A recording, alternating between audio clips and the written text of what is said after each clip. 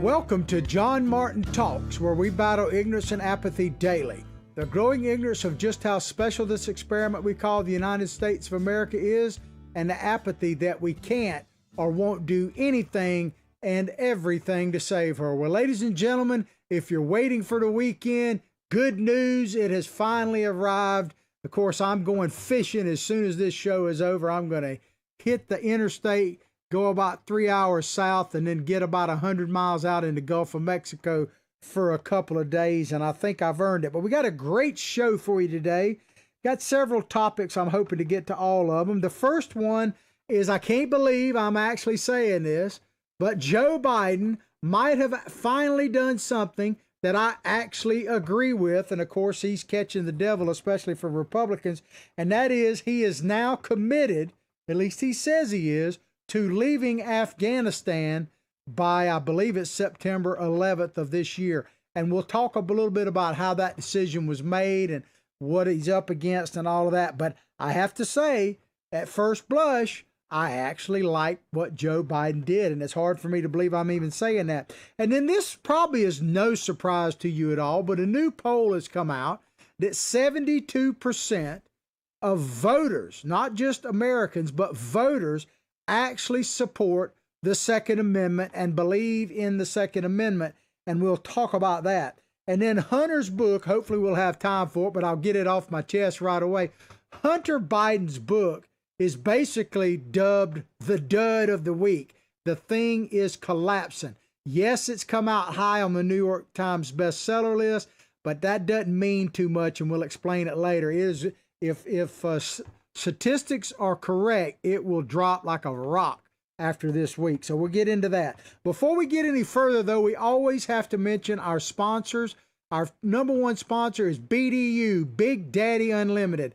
Now, if you want to look and support our sponsors and check them out, which is good for me and good for you, look above the video, no matter when or where you're actually watching it.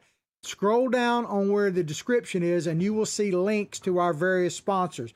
Big Daddy Unlimited is your Second Amendment headquarters, because not only do they provide guns and ammunition delivered directly to your door at factory direct pricing, but over 100,000 related items from tactical gear to survival gear. You can't go wrong with Big Daddy Unlimited. And they are your Second Amendment headquarters because they literally defend your Second Amendment on a daily basis. Then we have Patriotthreads.org, otherwise known as Apparel with a Purpose.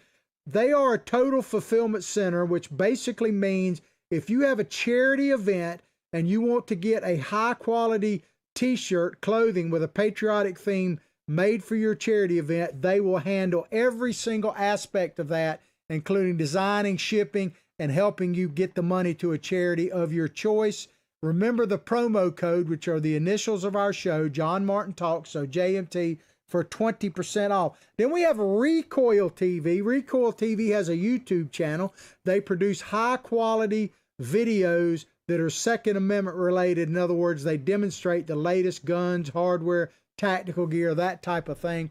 We have a channel within their channel on the Recoil TV YouTube channel, and we're archived there on a daily basis. So we're very grateful for that. Of course, we have our own YouTube channel, spell it all the way out, John Martin Talks. You can't go wrong there. And ladies and gentlemen, I'm excited to tell you that we're now gaining traction on Rumble and BitChute and various other places that we are.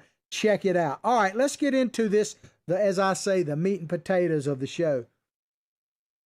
This is a Politico article. Now, this article is very long. I'm only giving you the highlights because they go into all the different intrigues, a palace intrigue, if you will, behind the scenes of how Joe Biden orchestrated this withdrawal from Afghanistan in spite of the objections of the military. And I'm not getting too deep into that, but you can check it out. This is Politico. How Biden's team overrode the brass on Afghanistan. Well, Joe Biden, as I said at the top of the show, I can't believe I'm actually saying this, but Joe Biden seems to be on track to do something that President Trump, for instance, was for. Don't tell anybody or they'll hammer Joe Biden for it. But that I actually agree with. I'm suspect a little bit. We'll get into that. The military spent more than a decade urging 3 different American presidents to stay in Afghanistan. The reality is we've been there for 22 decades, 20 years. Think about it, our longest continuous war. With President Joe Biden's decision this week to withdraw all U.S. forces by September 11th, symbolic day, obviously, they finally lost the battle, talking about the military. I'm not so sure about that, but we'll see. But we'll see, ladies and gentlemen, if this actually comes to fruition.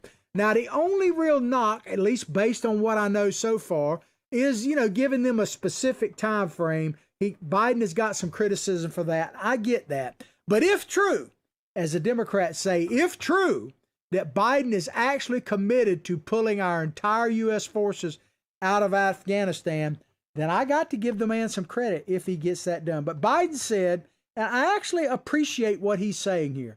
And as I say, I try to be fair here. And if you do something right, I'm going to say it. But I like what he says here. He said, we cannot continue this cycle of extending or expanding our military presence in Afghanistan, hoping to create ideal conditions for the withdrawal and expecting a different result. He went on to say, I'm now the fourth United States president to preside over American troop presence in Afghanistan. 2 Republicans, 2 Democrats. I will not pass this responsibility on to a 5th. That's one of the best statements I believe I've ever heard Joe Biden say, period. And certainly since he's been in the White House, did he write that? I doubt it, but I have to give him credit. I give him a spot on. I'm still a bit skeptical. But let me just ask you this. Does it matter when we pull out? And hear me out on this. I don't mean that I'm not ready to get out yesterday. But here's the thing, because they talk about, it's not quite time to get out, or we should have got out 2 months ago, or 10 years from now, or something. My point is, does it matter when we pull out, not for our troops, because that definitely matters, and to their families especially, but does it matter about the outcome of what's going to happen in Afghanistan? Afghanistan is going to hell in a handbasket when we pull out, whether it's September 11th, tomorrow, or 10 years from now. It's going to go back to the S-hole country it has always been. Even going back to Alexander the Great days, Afghanistan has been a place where armies go to die. Ask the Russians about that. And here's a tidbit here for you. This is one of those times in the show every now and then where I tell you, if you don't get anything else, get this. I want to give you a little tip. If you wake up one day and you find that you're in a country that ends in Stan, run. I'm just telling you right now. Name me, chime in on Facebook, chime in on any of the other sites we have, like our YouTube channel, spell it all the way out, John Martin Talks. Tell me where I'm wrong. Name me a country that ends in Stan. There may be one out there that you would actually like to hang out in. Pakistan, Afghanistan, Uzbekistan, Turkestan. If it ends in Stan, run. That's all I can tell you, man. It has never been a good place. As Biden weighed a full exit from the country, talking about Afghanistan this spring, top military leaders advocated for keeping a small U.S. presence on the ground. Duh. You remember when they basically called Donald Trump everything but a child of God, including the Republicans? That Donald Trump unified the Democrats and the Republicans when he moved 54 now troops inside of Syria. He still left them there. He just moved them. And man, you would have thought that it was the end of the world. But arguing that a force, here's what the military establishment was arguing that a force of a few thousand troops was needed to keep the Taliban in check and prevent Afghanistan from once again becoming a haven for terrorists, according to 9 former and current U.S. officials familiar with the discussion. Well, let me just tell you, ladies and gentlemen, Afghanistan is a haven for terrorists. It has always been somewhat of a haven for terrorists. Marauders have been there since the beginning of time. Nothing has changed, and I hate to say it, I don't have anything against the Afghan people, but I don't see anything changing. You have to fight for your freedom. That's all there is to it. Other countries can fight for your freedom, but ultimately you have to fight for your own. Freedom has never been free. It never will be, and it's not free in Afghanistan. I've been saying this for years, going back, way back early on in the Obama administration, because I used to have a streaming radio show, And back then I said we should apply a whack-a-mole. This was primarily about Iraq. But I said we should have a whack-a-mole thing. In other words, these terrorists, whatever they want to do, let them do it. If they come up and look our way, pop. You just pop them. I mean, we have the military capability of doing that. And the funny thing is, I said that, and I'm not saying he was listening, but the very next day, Obama was on the air saying, well, we're not going to do a whack-a-mole thing. And I'm like, well, I think you should. I really believe that you should. And I was talking about it that time, and I think it applied really well, where we were doing these inspections in Iraq. And one of the things I said is I would park a satellite, if they wouldn't let us in to one of those places in Iraq, park a satellite over, knock on the door and tell them, look, you got 24 hours to leave. Now, I'm not saying we're going to hit you in 24. It might be 48, it might be never, it might be on the 26th hour or 1 minute after 24. But we're going to nail this place. We're going to obliterate it, certainly 24 hours or later. And all you can do is leave on foot or in a small vehicle. You can't take any trucks and move out because we're going to hit them.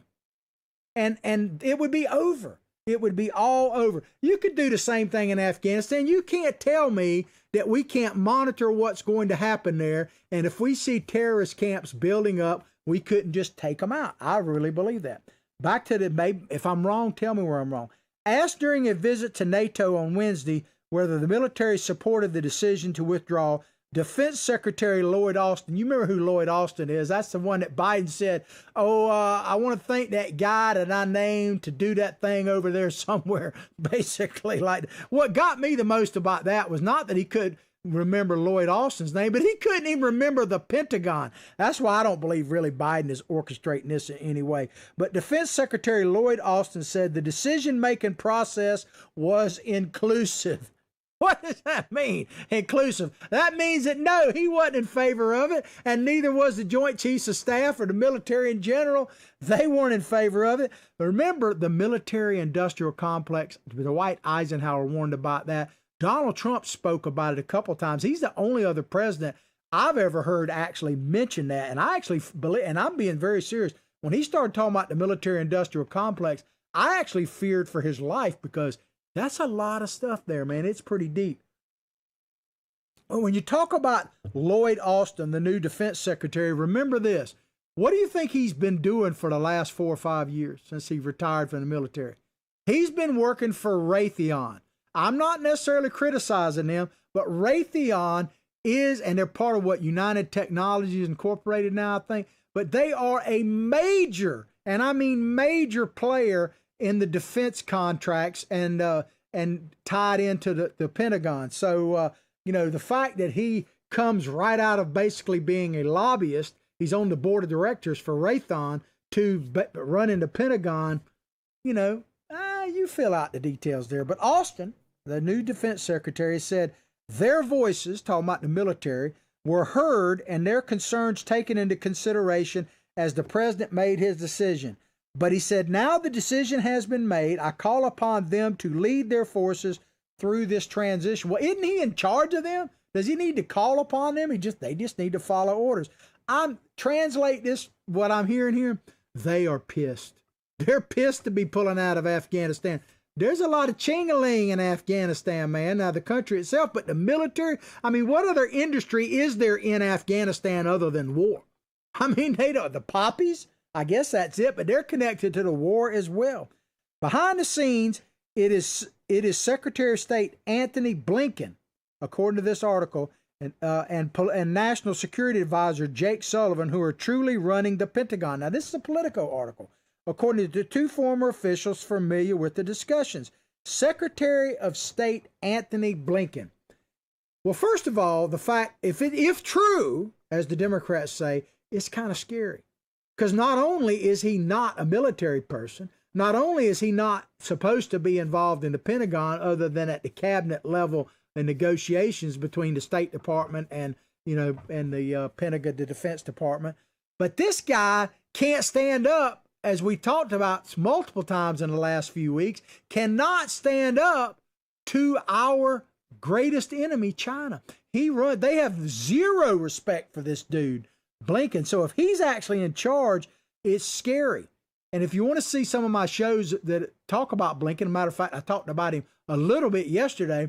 There's multiple ways to see our podcast. You can go on Rumble, YouTube, BitChute. I told you about Recoil TV. Another great alternative is America's Voice News. They are a great alternative to the mainstream media. They have their streaming service on Roku, Fire Stick, Apple TV. They have free apps on Android and iPhone. We're not currently live on there, but they're also on channel 219, Dish Network, and the Pluto channel. But if you click on their streaming service and you see the shows tab, if you click on there, our show is uploaded there every day in basically 15-minute increments, so you can watch bits and pieces of it. So check it out. But this Blinken fella, if true, if Politico is right here, and he's actually the one running running the show when it comes to military decisions, that is scary indeed. One thing we know is it is not Biden. I hate to say this. I don't say this with any joy whatsoever. Joe Biden is not the president of the United States. Now, before you algorithms and all you fact checkers and all that, hear me out. I'm not even talking about whether he's duly elected. That's not my point. I'm not talking about, we don't say the F word here. I'm not talking about voter mod or something that rhymes with stop the squeal. I'm not talking about any of that. I'm not even getting into that debate over this.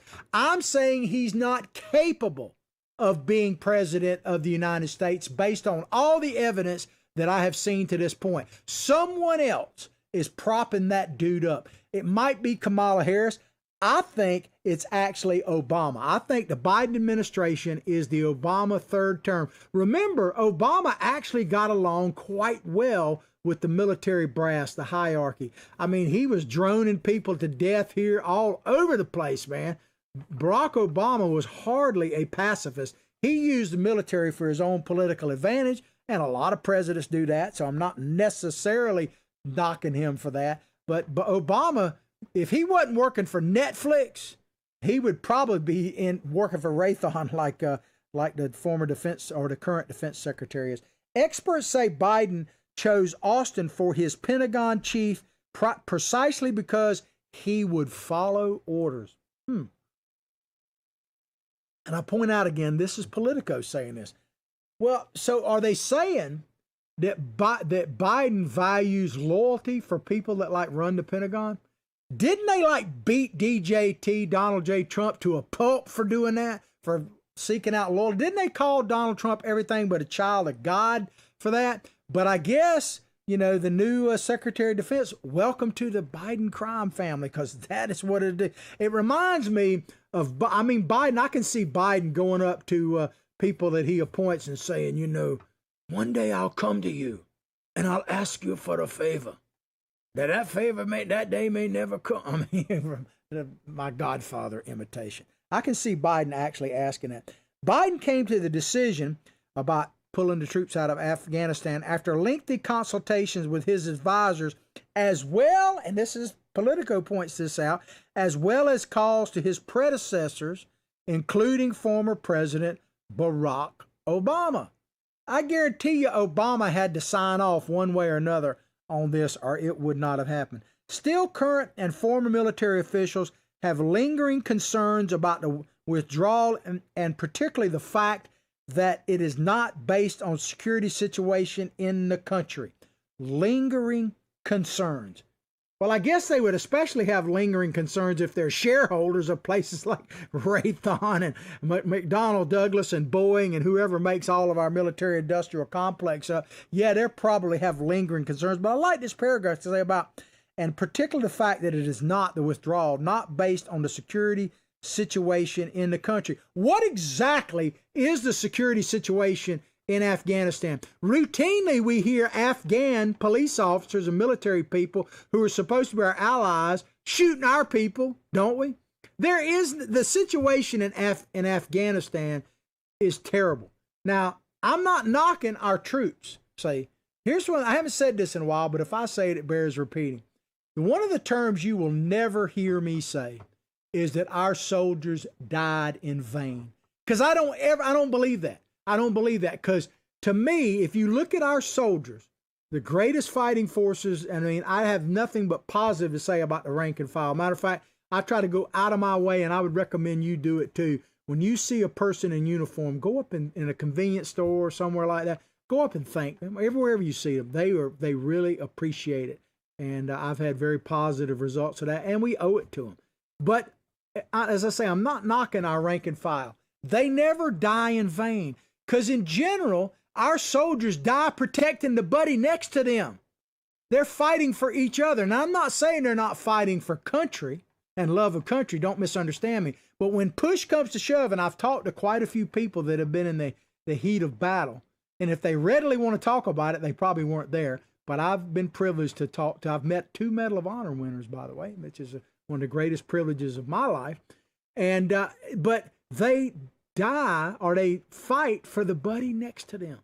So they don't die in vain there. And on top of that, the soldiers just doing their duty. Our soldiers don't decide where they go. Our political leaders often put them, and our military leaders often put our people in bad situations. Sometimes they have to, and sometimes it's political. I've heard, going back to the Vietnam and even the Korean War, and especially now in Afghanistan, you will hear soldiers routinely say that the problem was not the military itself or the men and women fighting. It was the politics that creeped into it. So you'll never hear me say one of our soldiers died in vain, because they died doing their duty and fighting to defend their buddy next to them. But so anyway, I hadn't said that in a while. I got to get it off my chest. David Petraeus. Now there's multiple people they comment here, or that they use as examples of pros and cons of this. So I'm not going to do a bunch of them, but David Petraeus certainly stands out. David Petraeus, the former CIA chief and commander of U.S. troops in Afghanistan, said the Taliban have shown no desire to participate in intra-Afghan peace talks. Because the Taliban, they're religious fanatics. That's what they are. They're jihadists. Jihadists don't really seek peace. If you're a peace-seeking person, you're probably not drawn to jihad, right? I mean, there's some things going on there. And after the U.S. withdrawal, Petraeus went on to say, they're talking about the Taliban, will likely overrun the country and allow terrorist groups such as Al-Qaeda and the Islamic State, ISIS, to reconstitute. So exactly what does that mean? So I thought I'd look it up to understand maybe where Mr. Petraeus is coming from. Reconstitute, build up again from parts to reconstruct. Well, I don't know how you reconstitute in Afghanistan. What in the world, and I haven't been there, so if you have, maybe you can help me out on this, other than our military bases, what is there to reconstruct in Afghanistan? There's nothing there. We didn't bomb them into the Stone Age, because that's not possible. They were already there. And any of the artifacts they had, like great Buddhist statues, I'm a lover of history, they blasted them away. There's nothing to reconstruct in Afghanistan. So, I don't think it matters if we pull out tomorrow, September 11th, like Biden is talking about, or 10 years from now, as far as what's going to happen in Afghanistan. It ends in stand. You can predict it's going back to the way it was, and it's probably already there. But as far as reconstruct, I got an idea. I haven't talked about this in a while, and this is probably offensive to some people. I got an Israeli friend of mine that's an American citizen now. He gets a kick out of it every time I say it. But you know what we need to do? Because here's something I've never really understood. How can CNN, or even Fox News, but especially like CNN, maybe they got a special deal. How can they be like right in the middle of terrorists who are like going, death to America, death to America, and we're not, how come we can't bomb them? So I've come up with this idea that for the military, not, Raytheon or whoever, Joe Biden, however, develop what I call the Lily bomb. And you say, what the heck's a Lily bomb? Basically, it could be a drone flying over some of these places. And when you hear people going, it goes kaboom, the Lily bomb, because wherever they're going, that means, I'm just telling you, we would take out a lot of terrorists with a Lily bomb. So, feel free to copyright that or whatever, but we need a Lily bomb. As I say, when they go, shikaboom, man, that would be the whack-a-mole with the Lily bomb. But Petraeus went on to say, he says, I'm really afraid that we're going to look back 2 years ago and regret the decision that's been made here. As I say, does it actually matter at all when we pull out as far as the outcome in Afghanistan? Now, the Republicans, interestingly enough, are attacking Biden on this.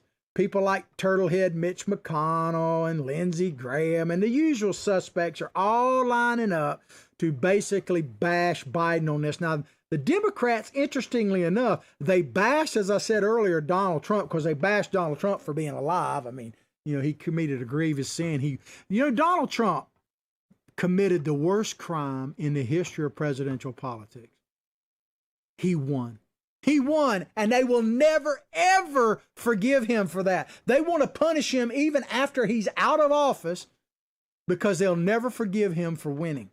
But the thing is, when Donald Trump, as I said, wanted to move like 50-some troops inside of Syria, not out of Syria, inside of Syria, the Democratic Party and the Republican Party unified and bashed him. This time, the Democrats are not saying too much. I would imagine behind the scenes some of them are, because they're all in the pocket, man. They're all getting ching-a-ling from the defense, from these defense contractors, from the military-industrial complex.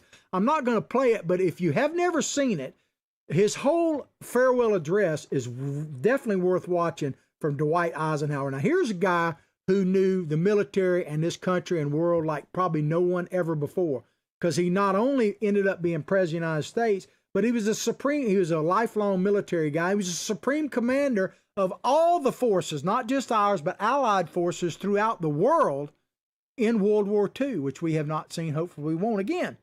But he knew the military-industrial complex and the threat of it. If you have not seen his farewell address, especially the last like 3 minutes, it's only about 12 minutes long, you really ought to watch it, because the man was a prophet. He was a prophet. So I say to all these people, and I can't believe I'm coming to the defense of Joe Biden, but I'm an honest broker here.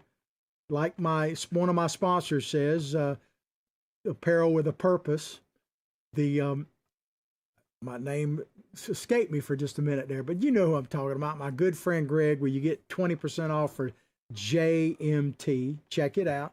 But anyway, look at the top of our show for the sponsor list. Like he's always saying, the truth starts now. So it's Patriot Threads. Thank you, Billy Bob. He my psychic Billy Bob Bass. He's got a Twitter handle, by the way. It's at Billy Bob Bass 1, and mine is at John Martin Talk. So I was having a Biden moment. He keeps me straight. Biden needs a fish like Billy. That's for sure.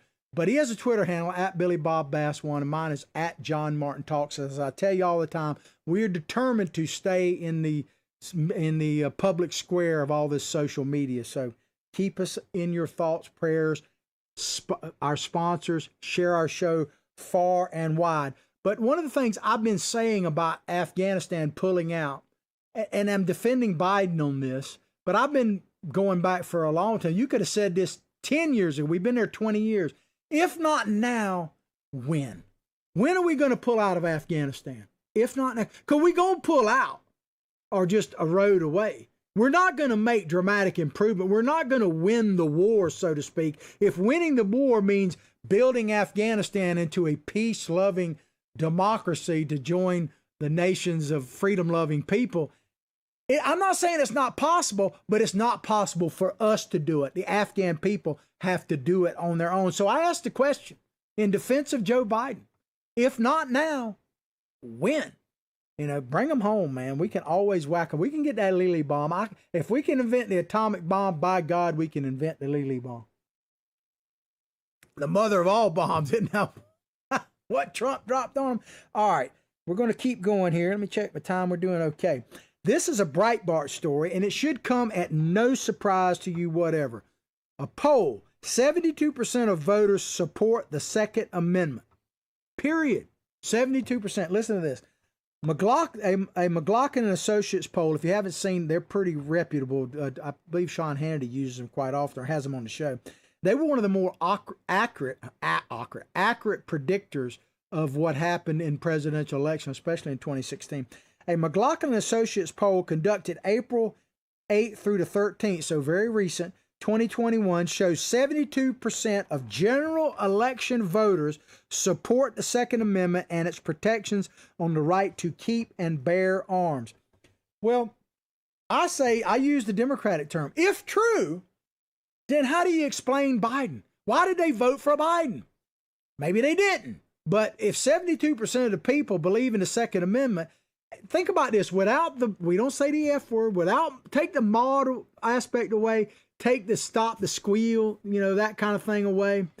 The fact is, Joe Biden got one heck of a lot of votes. Now, whether or not, I'm not even talking about the total. I'm saying Joe Biden got millions of votes legitimately. There's no question about it. So if this poll is true, and I have no doubt that it is, why in the world, if you believe in the Second Amendment, would you vote for any Democrats, period, let alone Joe Biden? Because it just doesn't make sense. That is why, ladies and gentlemen, I have to do my job here and battle ignorance and apathy daily. Because people, in order to be pro-Second Amendment and vote Democrat, you got to be ignorant. I'm not saying you're stupid, you're ignorant. Now, the difference between ignorance and stupidity is pretty simple. If you don't know how to read, you're ignorant, because that just means you don't know something. If you don't care that you don't know how to read, then you're stupid. But Thomas Jefferson told us, and I put this meme up all the time because it is so critical to where we are in our country and the foundation of why I do this show. I stand on the backs of our founders as much as I possibly can. They're probably saying, hey, man, you're getting heavy. But you can't be both ignorant and free, because you want what never was and never will be. So you can't keep your Second Amendment rights and continue to elect people that are going to put Nancy Pelosi and Chuck Schumer in charge, let alone Joe Biden. You just can't do it. So if this poll is true, then you better get awake or you're going to lose. Moreover, the poll found 73.4% of general election voters agreed that the founders understood the importance of law-abiding citizens' right to legally own firearms for things like hunting, sport, and personal protection. Personal protection. Just reading into this question and their response to it shows that the ignorance, something they don't know. People actually believe that the Second Amendment has something to do with sports shooting and squirrel hunting. It doesn't. Now, I'm not knocking that. I'm not saying you don't have a right to go hunting and bear arms to do that. But the Second Amendment is about a well-regulated militia coming to the defense against the tyranny of a bloated big federal government. In other words, the states had the right, which is the only place that should have gun control laws are the states. There should be no federal gun control laws. To me, they're all unconstitutional. Now, I realize that horse has probably left the barn. But if you read the Second Amendment, it is about a well-regulated militia. So in other words, the Minutemen, armed citizens in their state, defending their state against the federal government for that, or any other enemies, both foreign and domestic. People who would take away your inalienable right to be free. That's what it's all about. Now, personal protection, yes, because the Constitution guarantees us life, liberty, and the pursuit of happiness, does it not? Not the guarantee of happiness. So that, to me, the Second Amendment is about two things: defending your state and protecting the constitutional rights therein, and you have an absolute, I would maintain beyond even the Constitution, a human right to defend yourself, your family, and your property. So the Second Amendment has always been about killing folks. I hate to tell you, I know people don't want to hear that, but it's true. It's not about sport shooting and protection. Now, do you need the Second Amendment in order to do that? Yeah. So if you're into that, then you need to come up with the rest of us and defend the Second Amendment, and you got to vote the right way. You got to get educated. The 73.4% also agreed that the Second Amendment is one of our most important and cherished civil rights in the U.S. Constitution. Well, amen. That is good to hear.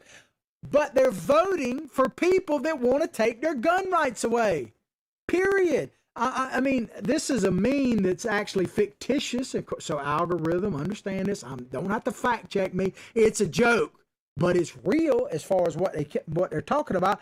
I want you to listen to Joe Biden in his own words about what he's going to do if he becomes the President of the United States, who he's going to be. Check it out.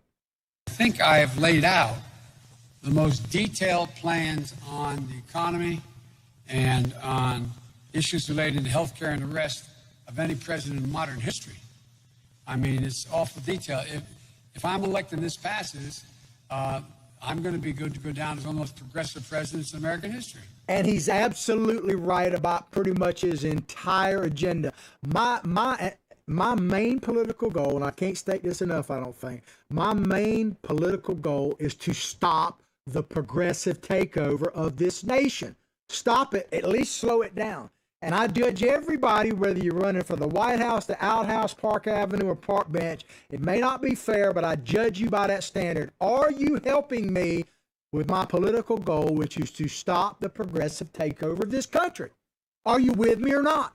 I mean, I don't care what your party is. That's what it is. So obviously, if these poll numbers are right, there are like 70, almost 3/4 of the American people that voted believe, like I do, that the Second Amendment may be the most important amendment there is, because without the Second Amendment, how do you defend the rest of them? How do you have a well-regulated militia? How do you defend against the tyranny of the majority, maybe? Or, the federal government. So Biden is telling you that he is going to be, and he is the most progressive president we've ever had.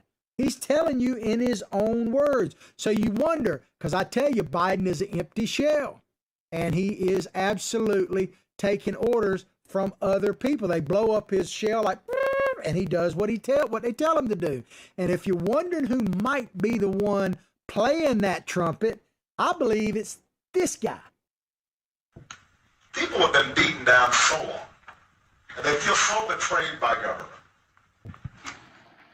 Well, it's not surprising then that they get bitter and they cling to guns or religion or antipathy towards people who want clingers. He's telling you that is Obama. We are experiencing the third term of Barack Obama. I am becoming more convinced of that than ever before. And Barack Obama wanted to be the most progressive president. I don't think there's really any doubt about that. And he's getting his wish with empty shell Joe Biden. He told you right there. He's mocking you if you are a gun owner. 74% of Americans are being mocked by President Obama, now in my opinion, the de facto president of the United States, because he's talking about you're clinging to your guns and your religion. Clinging to them. Yeah, like Charlton Heston said, over my dead body, pried out of my cold, dead hands. Yeah, and it's true. That's the way they see it. Because they understand what, I think it was Hirohito, maybe I might get that name right, but one of the major admirals in the Japanese Navy basically said that they would never conquer America because there'd essentially be a gun-toting person behind every rock, bush, and tree. That's why the progressives want to take our gun rights away from us, because they want us defenseless. Because freedom has never been free, and they're worried that we might not only man the political ramparts, but the real ones again. And they're worried about that, so they want to make sure that doesn't happen. By a margin, on with this poll, let me check, we've got a few minutes left. By a margin of 58.1% to 21.9%, general election voters, so people who voted for either Trump or Biden, said they were more likely to support a candidate who supports the Second Amendment and the right to bear arms. I don't doubt that that's true, but will they actually vote? Will they actually vote that way? Because I suspect they haven't been. There's no way in the world that 73% of the Americans voted to protect their Second Amendment rights. If they did do that, and Biden, so let's assume he was legitimately elected for the sake of conversation, then they gotta be ignorant of what's actually happening. And that's why they've got to have shows like us. That's why we need your support. By a margin, here we go. By a margin of 55.5% to 36.1%, general election voters said they believe enforcement of existing laws is more important than the passage of new gun control laws. Wow, amen. But will they actually vote? Will they actually vote? I never get enough of this next video. You know, Florida is the gunshine state. If you come to Florida, I tell you all the time, you'd be more than welcome. Whatever you're running from, don't bring it here with you.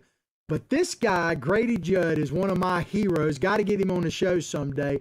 And he tells you about a well-armed citizenry and what they're capable of doing and what he expects them to do. Check it out.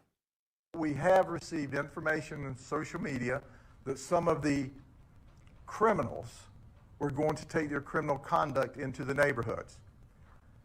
I would tell them, if you value your life, you probably shouldn't do that in Polk County, because the people of Polk County like guns. They have guns. I encourage them to own guns, and they're going to be in their homes tonight with their guns loaded. And if you try to break into their homes to steal, to set fires, I'm highly recommending they blow you back out of the house with their guns. Ladies and gentlemen, he's one of my heroes. Let me just tell you this right now. If you believe what Grady Judd just told you, that you basically have the right, I would say the obligation, to defend your home and your family against armed people who are trying to take it away from you, your life, your property, your family. If you value that, if you think that the Second Amendment is about that and you support that, I got to tell you, you don't necessarily have to vote for Donald Trump, but you cannot wake up if you really believe that, if these poll numbers are accurate, and I believe they are, but if you're one of these people, you cannot vote for the likes of Biden. I understand you don't necessarily want to vote for Trump, whatever. Maybe you've never voted for a Republican. I'm not saying all Democrats, because when you talk about 73, 74%, you're talking about a lot of Democrats. If you believe in the Second Amendment, you cannot vote for these people that have taken the Democratic Party over. You got to join me, because my sole political goal is to stop the progressive takeover of this country. That's my sole goal. And I don't care how, who joins us. I want all of you to join us. But if you believe in the Second Amendment, you better join up with people like me, or that gun confiscation van meme I put up there earlier will be a reality. Come to the Gunshine State. Don't bring whatever you're running from you. All right, we got just a couple of minutes left, and I got to get into this story really quickly. This is from Showbiz 411. I've never used them before. Don't know much about the publication. Obviously, it's an entertainment piece. It says Hunter Biden's confessional book, Beautiful Things, is a sales bust after first week despite PR push. Biden has been everywhere. Hunter Biden was all over every mainstream morning show, late night show, everything pushing his book. And it apparently is a dud. Beautiful Things, the confessional memoir by President ne'er-do-well's son, Hunter Biden, is a flop after 1 week. Well, perhaps, ladies and gentlemen, he should have written one of these how-to books for idiots. How to get a $1 billion contract from China with your father's help. How to become a gas and oil expert on a Ukrainian board with no gas or oil expertise whatsoever. I mean, he should have written a book on how to get paid and get laid, I guess, by your sister-in-law, your brother's widow, all that kind of stuff. People might have actually bought that book, but this book saying I'm innocent and I'm, nobody's buying it, apparently, the story or the book. NPD Bookscan says the book in Hunter whines about being a drug addict who slept around and has no memory of fathering a child, has sold just 10,000 copies in the first week. For a celebrity book with so many PR, TV appearances, etc., that's not a lot. Well, Jill Biden probably bought most of them. And it says here that Amazon ranks his book at 130th on the list. Now, they tell you here that what happens is these books will hit like high on the New York Times bestseller list because they generate a lot of buzz. But it's not what it does in its first week that really tells the tale. It's what it does a week or two from now. And they give examples of how books started out at like #1 and a week later were gone. And they're predicting that Hunter's book will be doing the same thing. Well, I hope you've enjoyed the show as much as I've enjoyed bringing it to you. Please go directly to John Martin Talks Facebook page, like it, share it with others. All of our other sites from BitChute to Rumble to YouTube, check them all out. We're growing every day. We're revamping our website so you can archive the show there. But please check out our sponsors, as I say, above the video, no matter when or where you're watching it. Look at our sponsors, check them out, support the show, spread it far and wide, because you're not going to get these facts, this truth, this spirit really anywhere else. I hope you have a joyous and blessed weekend. I will pray for your family. You pray for mine. Let's all pray for this great nation, because she deserves it and really needs it now more than ever. But above all else, like I say each and every day, from my heart, from my family to yours, have a blessed day.